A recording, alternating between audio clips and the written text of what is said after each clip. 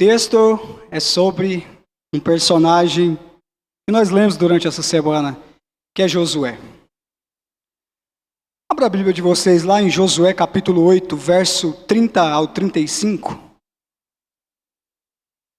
Josué capítulo 8, do verso 30 ao 35.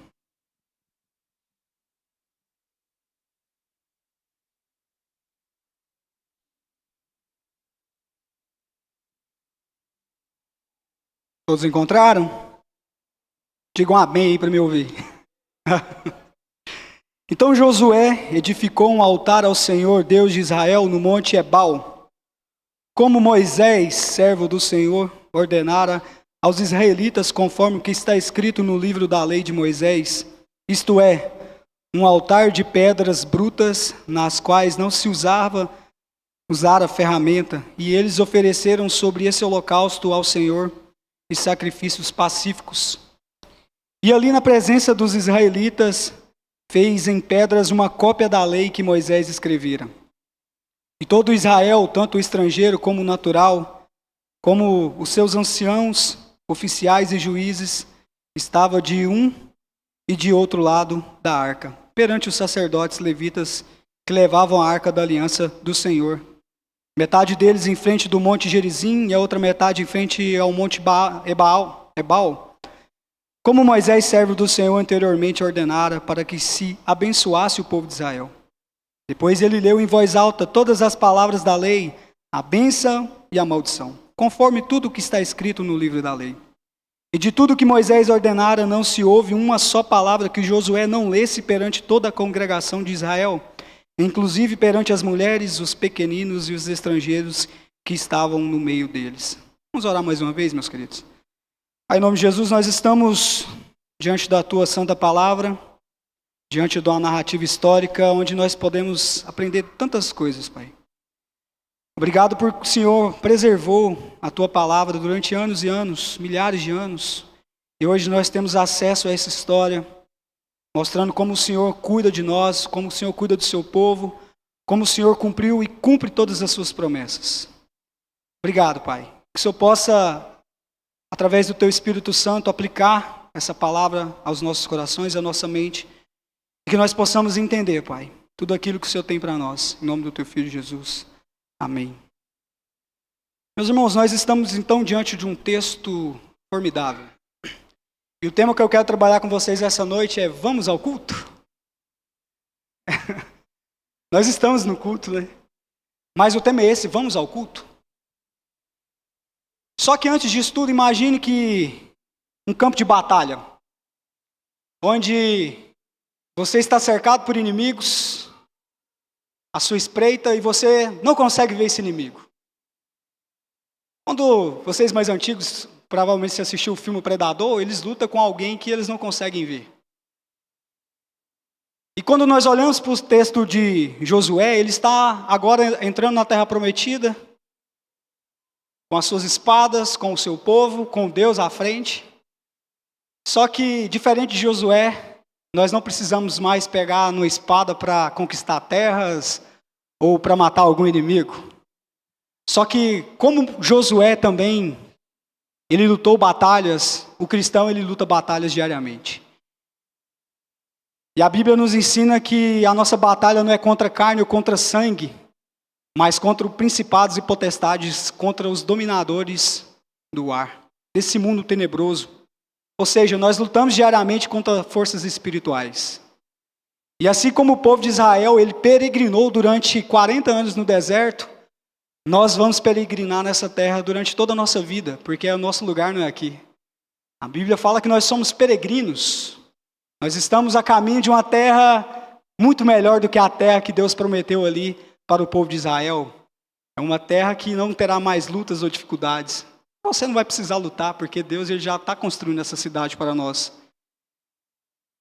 Então aqui nós encontramos um texto formidável. Só que para entender esse texto, esse contexto todo, meus irmãos, nós devemos entender o momento aqui que está acontecendo. E nós podemos voltar lá no início da história, lá em Gênesis 12, quando a promessa feita a Abraão. Deus chamou Abraão, que era um homem pagão, lá de Ur dos Caldeus, nem sabia quem era Deus, adorador da lua, das estrelas, um pagão. E Deus chama esse homem e faz uma promessa: através de você, eu abençoarei todas as famílias da terra. Através de você, eu farei uma grande nação. Então Deus começa essa promessa aqui. E essa promessa ela é repetida para Jacó, para Isaac. E ela se torna o fio condutor do Antigo Testamento e a promessa continua. E os descendentes de Abraão, então, de Jacó, eles são escravizados no Egito durante 430 anos. E esse povo, então, agora começa a clamar por Deus: Senhor, nos socorre. E Deus vai lá e manda Moisés. Moisés, então, liberta o povo ali. Ele faz maravilhas, manda pragas, destrói ali, abre o mar vermelho, o povo atravessa. E em Êxodo nós vemos Deus dando agora os 10 mandamentos para reger aquele povo. Então, através dos 10 mandamentos, Deus já falou assim: vocês serão dessa forma, eu quero que vocês ajam assim. Só que, durante essa peregrinação, aquelas pessoas foram rebeldes. E eles murmuravam contra Deus. A gente vê isso o tempo todo. O povo excomunguento daquele povo de Israel. Toda hora ele está reclamando: se Deus manda o maná, eu não quero maná. Eu estou com saudade dos alhos, dos pepinos lá do Egito. Lá eu tinha comida. Só que eles eram escravos. Eles estão reclamando e Deus fala para eles: Moisés, esse povo não vai entrar na terra prometida. Nenhum deles vai entrar. E nós vemos Deus cumprir isso. Então, 40 anos eles peregrinam durante aquele tempo e eles morrem. Então, agora Josué está à porta da terra prometida. No primeiro capítulo, então, nós temos uma passagem muito conhecida onde Deus chama Josué e fala: ser forte e corajoso. Aí é onde o povo começa a fazer campanha: seja forte e corajoso. Fazem devocionais tirando esse texto do contexto. Uma maravilha. No capítulo 2, nós vemos Josué então enviando espiões ali na cidade de Jericó para reconhecer aquela terra. E no meio disso, eles conhecem uma prostituta Raabe, a qual acredita no Deus de Israel e pede para aqueles espiões lembrarem dela quando eles invadiram a terra. Porque o povo ali estava com medo, porque eles ouviram o que Deus tinha feito através de Moisés ali no Egito. Então os espiões retornam com um relatório para Josué. E aí no capítulo 3 nós vemos o Rio Jordão se abrindo. Olha só, outro milagre de Deus. Por que Deus abriu o Rio Jordão, meus queridos? Porque Deus estava mostrando para o povo que da mesma forma que ele foi com Moisés, agora ele estava sendo com Josué. Então ele estava liderando o povo ali. E no capítulo 4, então ele faz um memorial para que as gerações futuras pudessem enxergar o que Deus fez e o que Deus prometeu, ele cumpriu. E aí nós vemos para o capítulo 5, onde há a conquista da cidade de Jericó. E ali, aterrorizados por tudo que eles viram, o rio abriu, o mar abriu, Deus destruiu muitas coisas ali. Os cananeus então estão com medo do povo de Israel. E ali agora nós vemos a primeira Páscoa feita na terra prometida. Eles estão lá agora, tomando posse da terra. E nesse capítulo 6 nós temos um encontro importante também, onde Josué encontra o comandante do exército do Senhor, a segunda pessoa da Trindade, o próprio Cristo ali, numa teofania, encorajando mais uma vez Josué à sua batalha. E aí nós vamos para o capítulo 7, onde nós limos na liturgia que o povo de Israel perde a sua primeira batalha. E eles ficam desanimados, sem entender o porquê. Por causa de um pecado de um homem só, Israel todo sofreu as consequências. E eles perderam vidas ali durante aquela batalha em Ai. E mais uma vez Deus fala para ele: não, purifica o povo, que a cidade de Ai eu vou entregar a vocês. E aí no contexto do nosso texto que nós lemos, é isso. O povo de Israel agora, eles derrotam a cidade de Ai. E eles vão preparar então para fazer um culto. Meus irmãos, imagine que no meio de uma campanha de guerra, você está numa batalha, Josué reúne todo o povo no Monte Ebal para um momento de culto e de renovação da aliança. É isso que Josué está fazendo aqui. Você imagina essa cena, quando você está lendo, milhares de homens, mulheres e crianças, animais, todos ali. Aos nossos olhos, quando nós lemos isso, parece que não faz sentido nenhum, que loucura é essa? Pô, nós já estamos aqui na terra, nós vamos agora andar. O Monte Ebal, ele ficava 40 quilômetros de distância de onde eles estavam. 40 quilômetros de distância. Eles foram a pé até esses 2 montes para cultuar a Deus e renovar a sua aliança. uma coisa que Deus ordenou a Moisés que eles fizessem quando eles pusessem o pé na terra. E eles então começam a obedecer isso. E os povos em volta, certamente, eles não estavam entendendo nada, porque quando eles viram Josué destruindo a cidade de Jericó, o povo ficou dando voltas na cidade. Que estratégia louca é essa? Meus irmãos, Deus ele trabalha de formas que nós não pensamos. Ele vai além da nossa inteligência. O que para nós parece loucura, para Deus é sabedoria. Paulo ensina isso a nós lá em Coríntios. Então o povo não estava entendendo nada. Então eu quero trazer, meus irmãos, 3 lições importantes para nós aqui nessa noite. Nós não podemos pegar um texto do Antigo Testamento, uma narrativa histórica como essa e aplicar diretamente a nós. Mas nós podemos tirar lições importantes sobre isso. E a primeira, são 3 pontos. O primeiro ponto é Deus ele cumprirá todas as suas promessas. O segundo é a importância do culto, meus queridos. E o terceiro é Deus nos trata conforme a aliança que ele fez conosco. Meus irmãos, veja como Deus é fiel. O texto nos mostra que Josué ele edificou um altar no Monte Ebal. Abra lá de novo em Josué, versículo 30 e 31.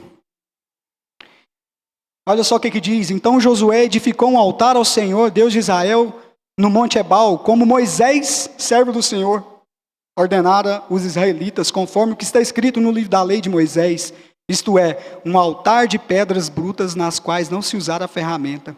E eles ofereceram sobre ele holocaustos ao Senhor e sacrifícios pacíficos. E ali na presença dos israelitas fez as pedras uma cópia da lei que Moisés escrevera. Meus queridos, então aqui, esse culto que Josué está fazendo não é invenção da cabeça dele. Ele simplesmente falou assim, nós estamos aqui, vamos fazer um culto a Deus. Não, ele está obedecendo o que Deus já tinha pré-ordenado a Moisés. Quando você lê Deuteronômio, você vai ver isso. Deuteronômio 27, 28, Deus vai falar as bênçãos e as maldições do povo. E todo o povo dirá amém diante dessas promessas. E por que isso, então, é tão importante para nós, meus queridos? Porque aqui vemos que o cumprimento da promessa. Abra sua Bíblia lá em Gênesis capítulo 12, verso 7.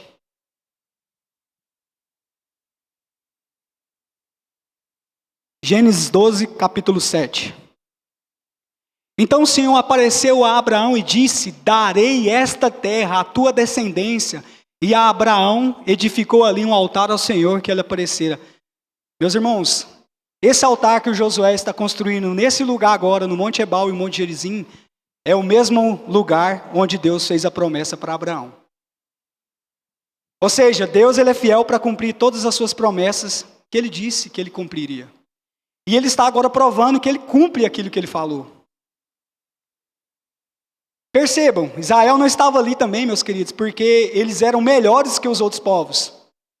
Porque eles eram merecedores de alguma coisa. Não, eles estavam ali simplesmente porque Deus prometeu a Abraão que daria a ele aquela terra. E Deus é fiel não a mim, ele é fiel ao seu próprio nome. Então se ele prometeu alguma coisa para você, ele vai cumprir. Ele não é um Deus que mente. Isso é algo importante que nós devemos sempre lembrar. Então, quando nós lemos esse texto aqui, não devemos aplicá-lo diretamente. Por quê?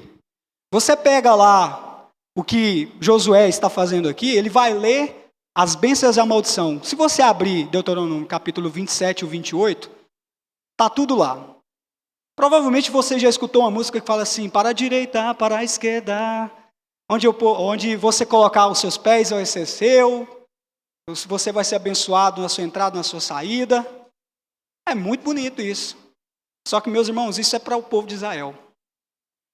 O reino de Deus agora é espiritual. Não é mais uma batalha física ali. Se você quer as bênçãos de Israel, conforme Josué aqui está mostrando, então você vai querer também as maldições. Você vai querer a maldição também? Ou você vai querer só as bênçãos? Porque é os dois. No Monte Ebal é onde Josué agora está mostrando as maldições, e no Monte Gerizim onde há as bênçãos. E a Arca da Aliança está ali no meio. Então nós não podemos pegar esse texto e aplicá-lo diretamente a nós. Isso é um erro grande, essa promessa era específica para ali. Mas nós podemos tirar um princípio universal sobre esse texto. Que Deus ele é fiel. Deus ele é fiel. E ele cumpre as suas promessas.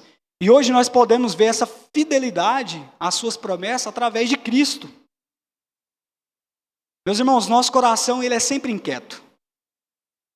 Sempre inquieto. Nós estamos sempre buscando por algo. Nós andamos ansiosos, nós temos medo e muitas vezes nós deixamos essa preocupação ofuscar a verdade de Deus, ofuscar as promessas de Deus que Ele fez para nós. Só que Deus, Ele é um Deus de aliança e Ele não muda. Ele sempre vai cumprir o que Ele prometeu. E Ele cumpre tudo o que promete. Só que diante das incertezas que nós passamos durante a nossa vida, nós ficamos abatidos, nós ficamos tristes. Então nós começamos a deixar de olhar para Deus e começamos a olhar para os nossos problemas e esquecemos que Deus, Ele é fiel para cumprir tudo aquilo que Ele prometeu. Nós vimos, Ele cumpriu a promessa que Ele fez a Abraão. Ele não cumpriu de maneira cabal tudo ainda, porque essa promessa ainda ela vai ser concluída quando os novos céus e a nova terra vir. Só que nós podemos enxergar que Deus Ele é fiel e Ele vai cumprir tudo aquilo que Ele prometeu. Então quando nós estamos em oração, muitas vezes nós não recebemos a resposta que nós queremos. E aí nós ficamos tristes, nós deixamos de olhar para as promessas de Deus. Quando os ventos contrários sopram, as dificuldades vêm, nós esquecemos também de tudo que Jesus nos disse. Contudo, nós precisamos lembrar de algo, meus queridos. O Senhor, Ele é o autor da minha história e da sua história. Ele que controla todas as coisas. Deus Ele não apenas conhece o futuro, Ele governa o futuro. É isso que a Bíblia revela para nós. Ele não apenas vê também as nossas dores, Ele caminha conosco durante ela.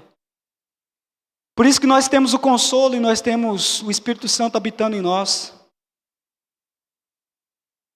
Nada foge do controle de Deus, meus irmãos, nada. Talvez hoje você esteja enfrentando uma demora de uma resposta. Você não consegue enxergar uma saída para nada. Talvez um peso de uma perca de alguém que você ama, que hoje não está mais entre você. E aí você esquece que Deus diz que um dia todos nós estaremos juntos, se você crer em Jesus. Ele nos ressuscitará no último dia. O Deus da aliança, Ele jamais abandona os seus, e nós podemos ver isso. Portanto, meu querido, descanse no Senhor, descanse no caráter de Deus, descanse em quem Ele é, porque o Deus da aliança, Ele é fiel, e Ele promete, o que Ele prometeu, Ele irá cumprir. E aí nós vemos Cristo, meus queridos, no Novo Testamento, fazendo várias e várias promessas para nós, para a sua igreja. Lá em João 3, Ele promete a salvação a todos aqueles que creem nele. João 3,16 vai dizer que, porque Deus amou o mundo de tal maneira que deu o seu Filho unigênito para todo aquele que nele crê não pereça, mas tenha a vida eterna. Ele cumpriu ou não cumpriu essa promessa? Ele cumpriu porque Ele foi até a cruz, Ele morreu por mim, morreu por você. Então nós vemos uma promessa que Cristo já cumpriu. E Cristo promete para nós também a sua presença constante. Mateus 28:20 vai dizer que eis que estou convosco todos os dias até a consumação do século. Meus queridos, essa promessa ela se cumpre diariamente sobre a minha vida e sobre a sua vida. Ele prometeu enviar o Espírito Santo. Nós podemos ver isso lá em Atos 2, quando o Espírito Santo desce sobre o povo ali. Agora o Espírito Santo habita dentro de mim, dentro de você. E uma promessa futura que ainda irá se cumprir é o seu retorno triunfante.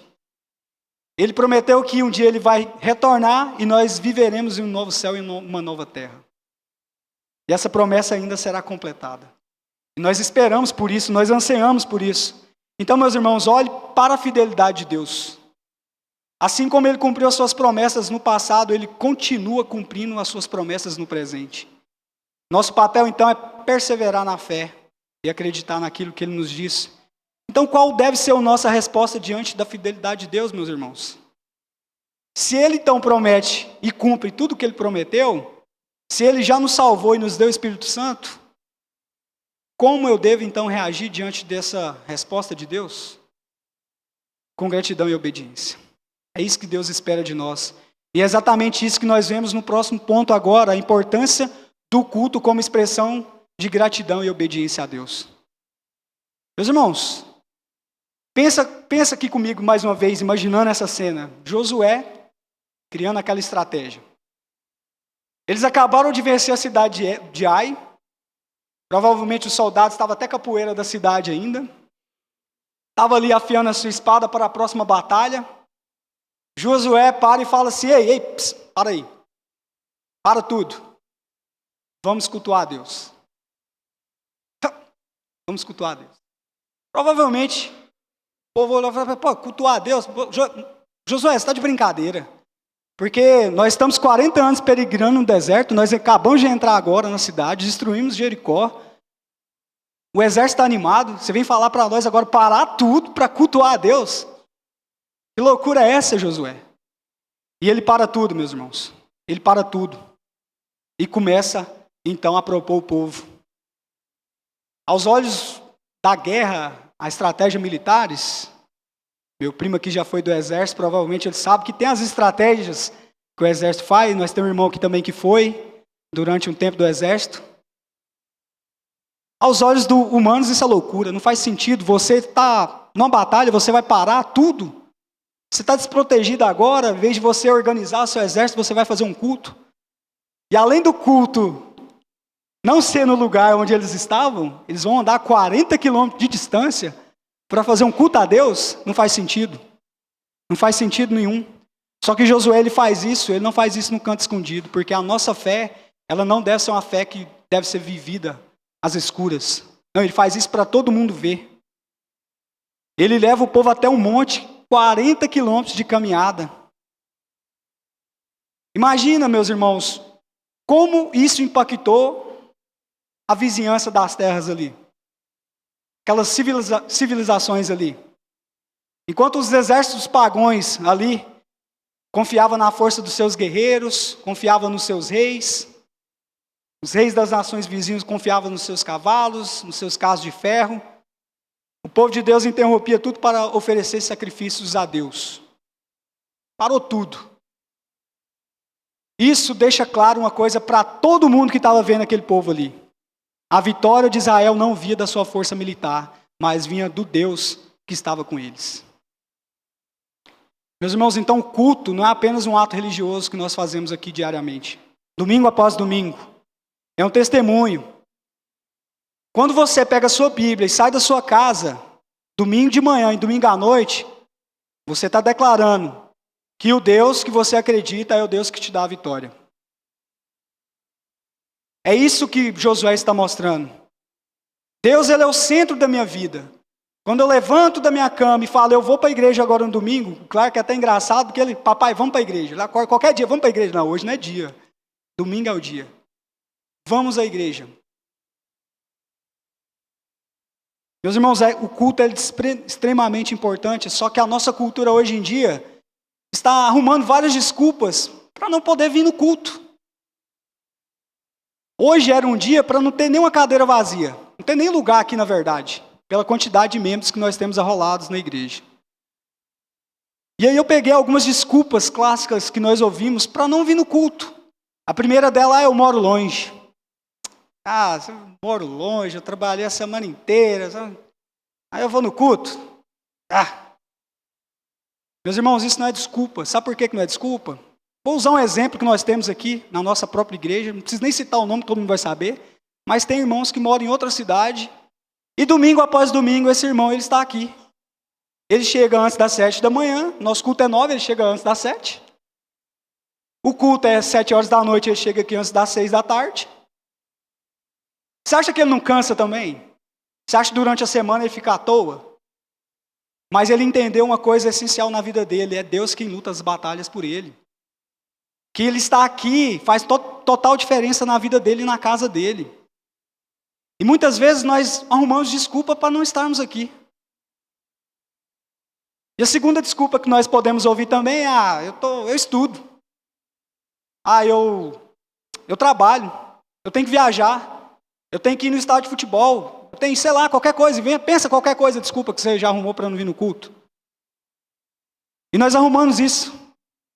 Meus irmãos, você acha mesmo que você que estuda, você que faz alguma coisa para concurso, ou para qualquer coisa que seja da faculdade, você acha mesmo que você não vindo no culto para ficar estudando, vai trazer algum benefício para você? Vai fazer alguma diferença para você? Você não entendeu que você não passa nas coisas no seu concurso ou na sua faculdade pela sua capacidade? Você passa porque Deus te dá essa inteligência? É Deus que te faz passar nessas coisas? E nós vemos pessoas que trabalham de domingo a domingo, domingo após domingo, e vêm no culto de 2 em 2 meses. Você acha mesmo que Deus vai abençoar as suas mãos ali? Você vai ser mais próspero, você vai ganhar mais dinheiro com isso? Meus irmãos, não. Isso é ilusão. Isso vai ser maldição para a sua vida. Porque você está negligenciando uma área muito importante que é o culto a Deus. Nós dizemos que acreditamos em Deus, que Ele é tudo para nós, que Ele é o centro da nossa vida. Mas nós não temos a capacidade de vir aqui adorar Ele por 1h30. Eu não estou dizendo que não há pessoas que não podem vir no culto, porque há pessoas que realmente não podem vir. Às vezes tem pessoas que estão doentes, às vezes pessoas que trabalham em viagens, que passam dias longe de casa. Não é para essas pessoas. É para aquelas pessoas que moram aqui, que têm a condição de vir e não vêm. Jesus, ele nos ensina algo muito importante. Ele diz: buscar em primeiro lugar o reino de Deus e a sua justiça, e todas as outras coisas vos serão o quê? Acrescentadas. Meus irmãos, o culto é extremamente importante. E Josué, ele entendeu isso. A terra não era mais importante do que o Deus que era o dono da terra.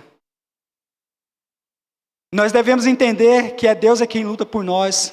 E é Ele que nos faz passar no concurso, na faculdade, ou seja lá o que for. Então, se eu estou aqui hoje, é porque eu sei que é Deus quem luta as minhas batalhas. E aí nós vamos para outra desculpa. Eu estou cansado. Cansado demais?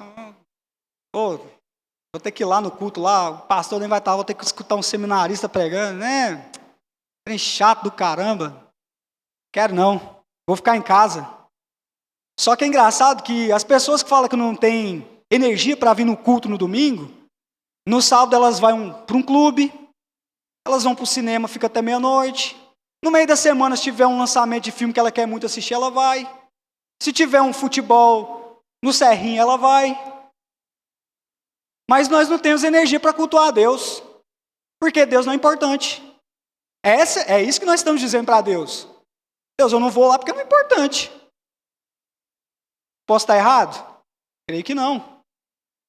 E aí a última desculpa que nós temos agora, moderna, após a pandemia, nós começamos a fazer a transmissão. Muito importante a transmissão, só que várias e várias pessoas, não só da nossa igreja, de várias outras igrejas, começaram a não vir mais no culto. Eu vou assistir o culto lá em casa, porque é mais cômodo, porque eu posso, minha esposa vai fazer uma janta ali, eu fico aqui mexendo no celular e estou escutando a televisão. Aí eu faço uma pipoca, pego uma Coca-Cola. Meus irmãos, você acha que realmente você está prestando atenção no que está sendo falado ali? Lógico que não, a maioria não. O culto é isso aqui, é nós, tendo contato um com o outro. Isso é o culto verdadeiro. Aquilo ali é só para aquelas pessoas que não têm a possibilidade de estar aqui hoje. Se você acha mesmo que é enfadonho você ficar aqui 1h30 no domingo à noite, você acha mesmo que o seu lugar é no céu? Você vai passar a eternidade adorando a Deus, se você não consegue adorar Ele aqui durante 1h30? Não é chato. Domingo após domingo eu tenho que cultuar a Deus. Você acha mesmo que é tão difícil você ficar 1h30 aqui na igreja, sem você pegar isso aqui? Sem você entrar na sua rede social? Meus irmãos, a falta de respeito não é para com quem está pregando. A falta de respeito é para com Deus. Você já conversou com alguma pessoa, e aí você está conversando com ela, ela está o tempo todo aqui?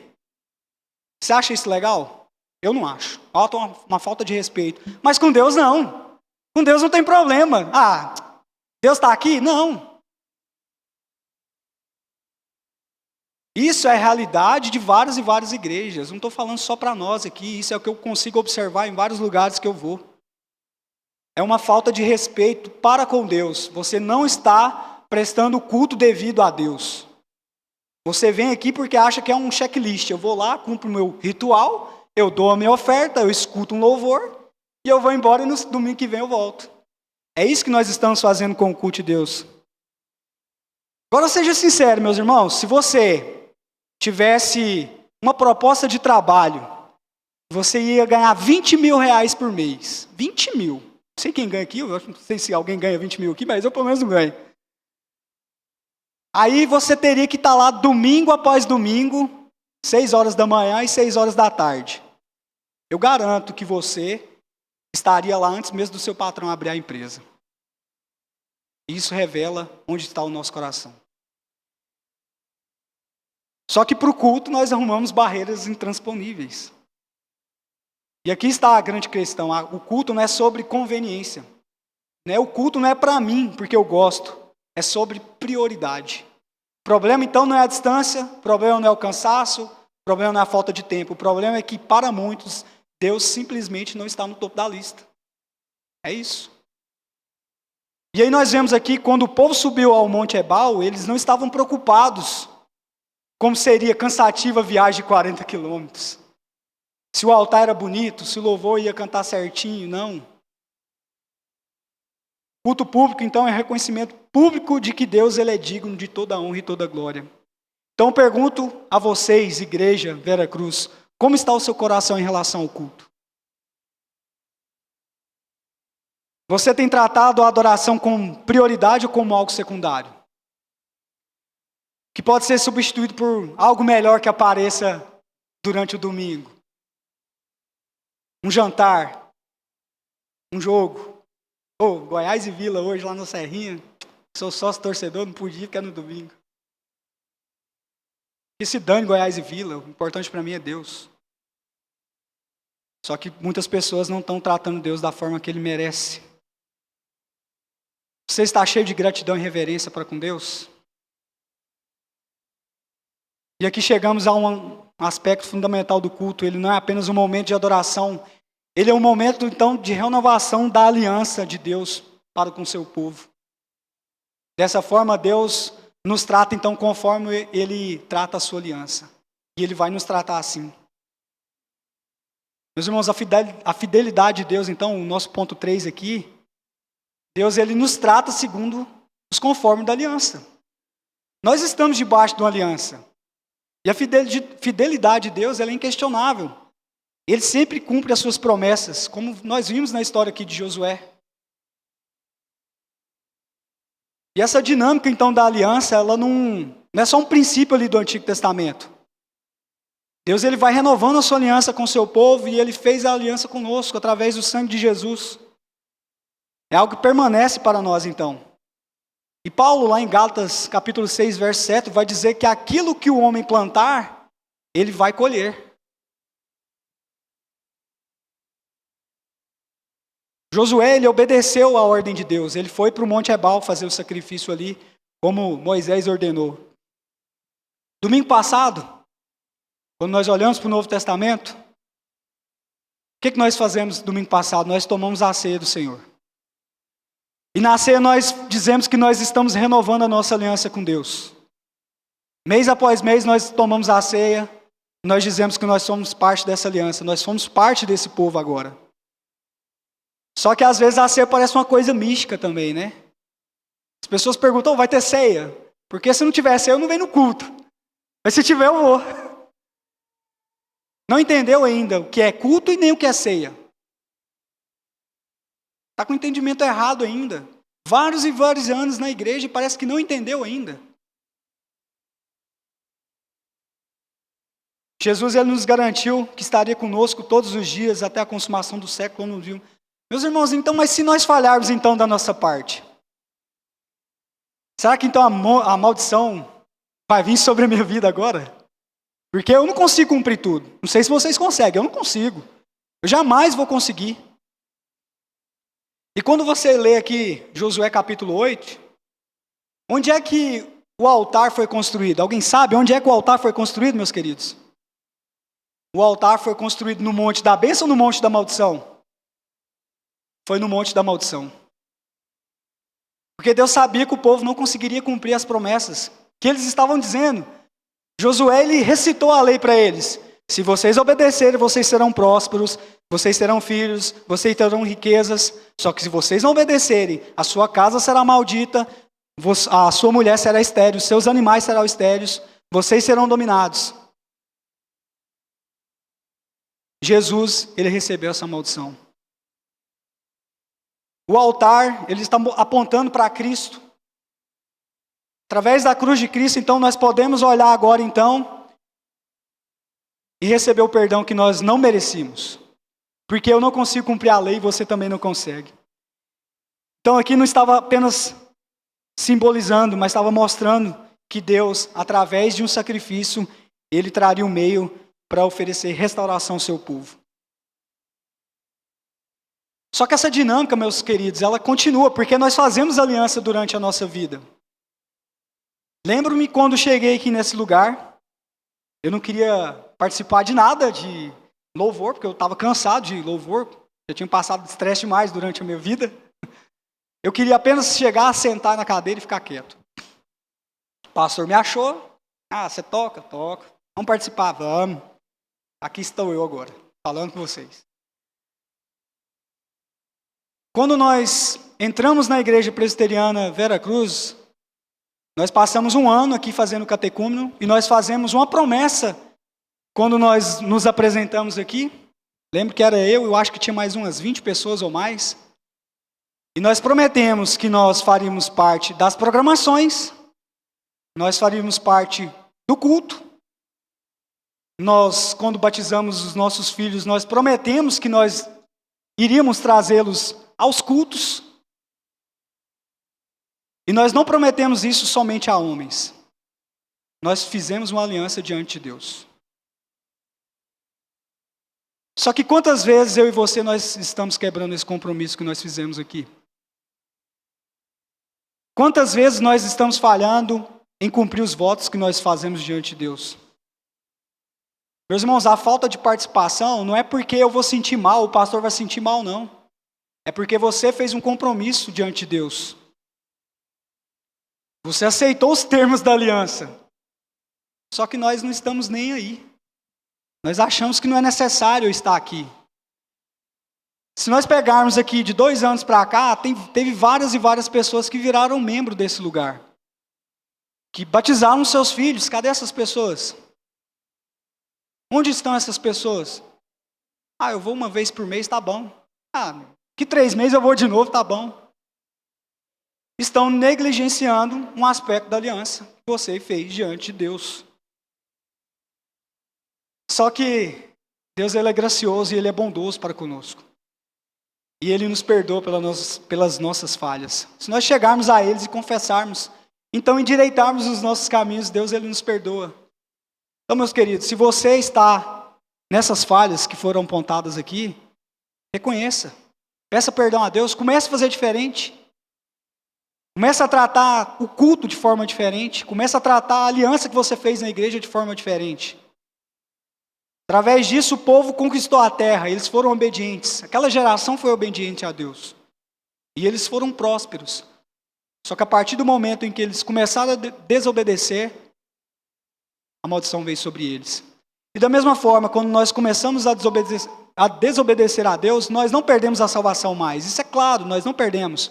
Só que as consequências nós iremos colher. A consequência da desobediência você irá colher ela. É inevitável. Que o homem plantar, ele vai colher.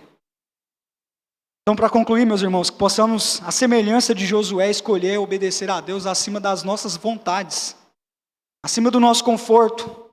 Em Cristo nós somos chamados, então, para viver segundo os termos da nova aliança. A aliança do sangue que foi derramado na cruz. E nós devemos viver de acordo com os seus ensinamentos. Então, quando nós obedecemos a Deus, não apenas experimentamos as suas bênçãos, mas também nós nos tornamos um reflexo daquilo que Ele tem para nós. E em Cristo nós encontramos a plenitude de tudo isso que Ele nos prometeu. Nós possamos então meditar durante a semana sobre como nós temos vivendo diante de Deus. Sobre como nós temos tratado a igreja dele. Sobre o nosso compromisso real com Cristo. Porque é muito fácil, meus irmãos, eu vim aqui domingo após domingo e fazer um checklist aqui, dar minha oferta e depois ir embora. E durante a semana nem lembrar quem é Deus. Muito fácil. Nós possamos então pedir a misericórdia de Deus sobre as nossas vidas. Vamos colocar de pé, vamos orar mais uma vez. Pai, obrigado porque a Tua palavra nos encoraja e ela também nos exorta. Ela nos chama a fazer uma aliança com o Senhor. E mesmo quando nós falhamos com essa aliança, o Senhor ainda é fiel e o Senhor cumpre tudo aquilo que o Senhor prometeu. Pai, perdoa pelas nossas falhas. Perdoa por muitas vezes não darmos o valor devido ao seu culto, o valor devido à sua igreja, a qual o Senhor pagou pelo seu sangue. Tenha misericórdia de nós, Senhor. Tenha misericórdia, porque sem a sua misericórdia nós estamos perdidos. Mas nós sabemos que o Senhor é bondoso e o Senhor nos corrige.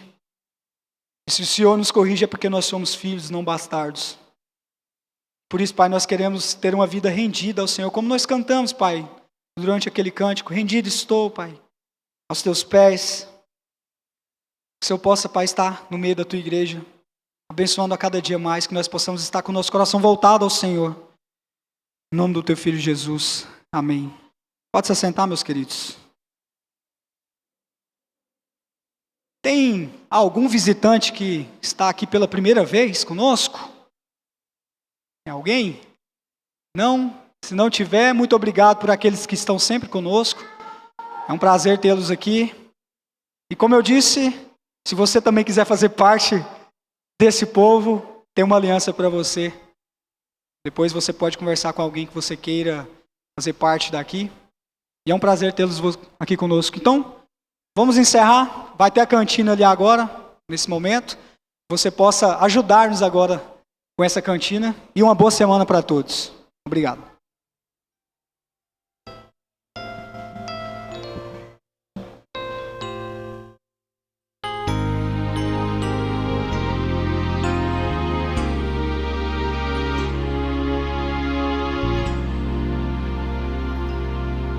Só de ouvir tua voz, de sentir teu amor, só de pronunciar o teu nome, os meus medos se vão, minha dor, meu sofrimento.